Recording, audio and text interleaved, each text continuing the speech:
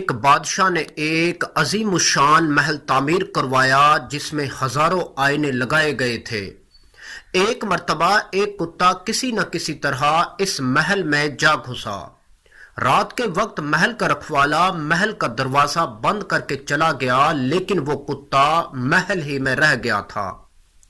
کتے نے چاروں جانب نگاہ دوڑائی تو اسے چاروں طرف ہزاروں کی تعداد میں کتے نظر آئے۔ اسے ہر آئینے میں ایک کتا دکھائی دے رہا تھا۔ اس کتے نے کبھی اپنے آپ کو اتنے دشمنوں کے درمیان پھنسا ہوا نہیں پایا تھا۔ اگر ایک آدھ کتا ہوتا تو شاید وہ اس سے لڑ کر جیت جاتا، لیکن اب کی بار اسے اپنی موت یقینی نظر آ رہی تھی کہ جس طرف آنکھ اٹھاتا اسے کتے ہی کتے نظر آتے۔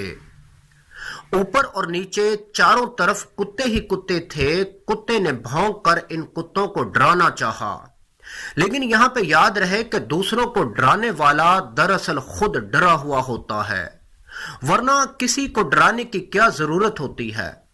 جب کتے نے بھونک کر ان کتوں کو ڈرانے کی کوشش کی تو وہ سینکڑوں کتے بھی بھونکنے لگے۔ اس کی نس نس کانپ اٹھی۔ اسے محسوس ہوا کہ اس کے بچنے کا کوئی راستہ نہیں، کیونکہ چاروں طرف سے وہ گھر چکا تھا۔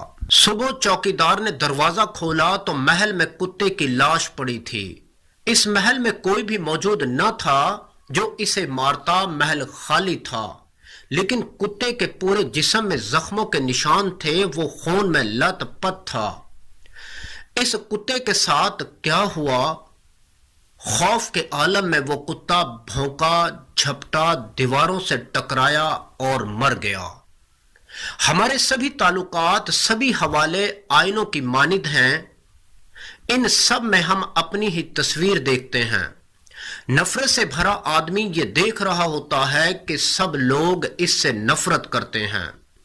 لالچی آدمی کو یوں معلوم ہوتا ہے کہ سب اس کو لوٹنے کے منصوبے بنا رہے ہیں۔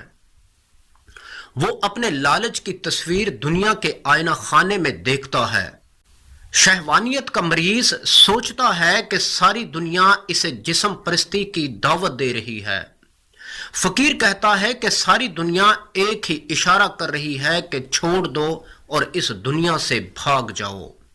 ہم جو کچھ بھی ہیں وہی کچھ ہمیں اپنے چاروں طرف دکھائی پڑتا ہے۔ سارا جگ آئینہ ہے جس میں ہمیں اپنا آپ ہی دکھائی دیتا ہے۔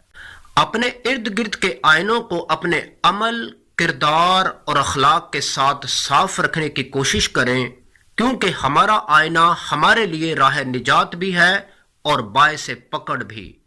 Thank you very much.